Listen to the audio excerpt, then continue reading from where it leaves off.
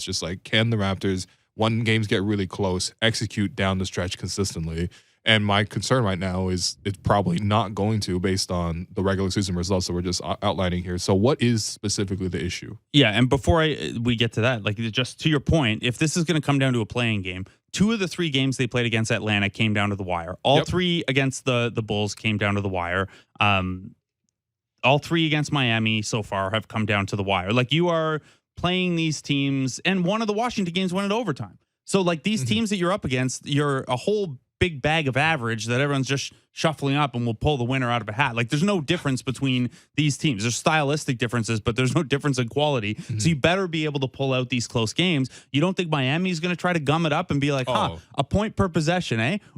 We bet we can get that down to 0.8 points per possession in the clutch and just have a big old rock fight. So you're right. It's the most important thing facing this team right now if they have designs on getting out of the play-in tournament. Now, in terms of what is going on there, it's a bit hard to diagnose because some of it is like, yeah, guys miss their threes, right? That happens. You can't really get, and we're also talking about a 94-minute sample here, right? Yeah, so any of these samples are going to be noisy. But for context, let's look at the positives first. They create corner threes in those minutes. Everyone knows the hammer play that they're always looking for. They're 9 of 18 on corner threes in those minutes. Okay, all right. That's pretty good. Yeah. You're creating, and the 18 corner threes over just shy of 100 minutes is a good rate of corner threes. Okay. And you're hitting them. So that's great. They are shooting 26% on above the break threes, though. So anything self-created at the top of the floor, any of those transition looks on the wing that they try to get for OG and Gary, not there. Some of that might be that Gary's not always on the floor in those minutes where he used to be. Sure. Some of those have gone to Jakob Poeltl now because he's getting some of the closing minutes. So you have a little less wing shooting. Okay, I could get there. The biggest problem to me that I see, though, they are taking fewer than a quarter of their shots at the rim in those minutes. They just can't get into the paint. And whether that's getting into the paint, now we don't have data as granular as like, oh, how often do they get in the paint and then kick it out and then swing it out? Like, we don't have, we could go through the tape, but I didn't have enough time today. But just not getting to the rim is a pretty good proxy for that. On the season, they're actually 18th in the league at how often they get to the rim on offense.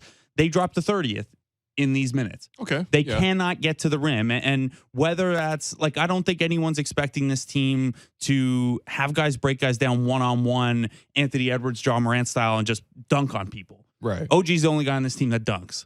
And it's mostly transitions and putbacks and stuff. And but if you're not getting to the rim, that to me tells me that a defense is comfortable. The decisions you're forcing on a defense are not ones that they need to sell out to stop. They're sending a third man to help on those pick and rolls, and you're not punishing it at high enough volume because once the kick out goes to the corner and it swings around, your guys aren't hitting the shots, so the defense recovers or whatever. However you want to diagnose it, I think that the biggest thing that's there in the numbers is that they just can't get into the paint. And we've known that one-on-one event creation was a weakness of this team.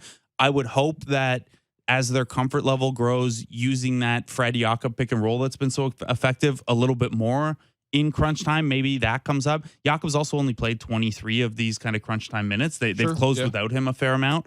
But someone's got to be able to put a little more pressure on the rim. And we know that Scotty's really good in the fourth quarter, and he kind of turns it up.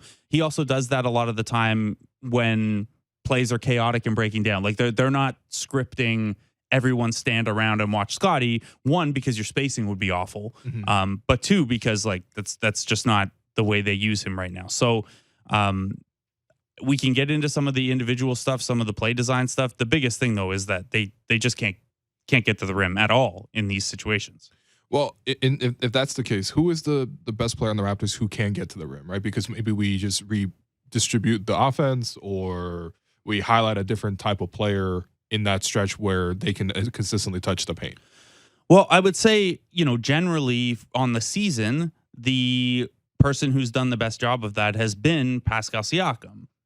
His paint numbers have fallen off a cliff since Jakob Poeltl got here and they've played together. Obviously, you still are comfortable with what that chemistry is going to look like long term. But Pascal's attempts at the rim and at the free throw line have gone down dramatically in the minutes that he shares the floor with Jakob, because there's a natural center in the mix now, and you've got to adjust. He's got to adjust his game to before there was nobody around there.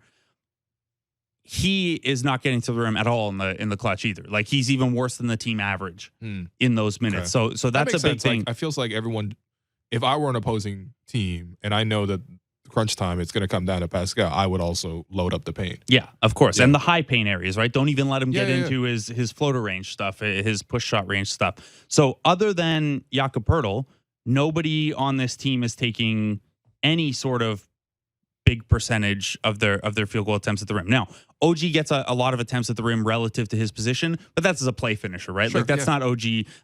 So the next, after OG and after Jakob Poeltl, who's a center, so is of course going to have more, Scotty's next. He takes 38% of his field goal attempts at the rim, and some of that is the chaos, offensive rebounds, cutting, stuff like that. But some of it is also he's the strongest guy on the team, like, physically, and has a real nose for, in those moments, putting his head down and getting there. So your spacing's weird if everything's running through Scotty Barnes, but he's been the most effective guy in crunch time, and he's been the most effective guy getting to the rim when we take out the fact that Pascal really hasn't been doing a great job of that of late.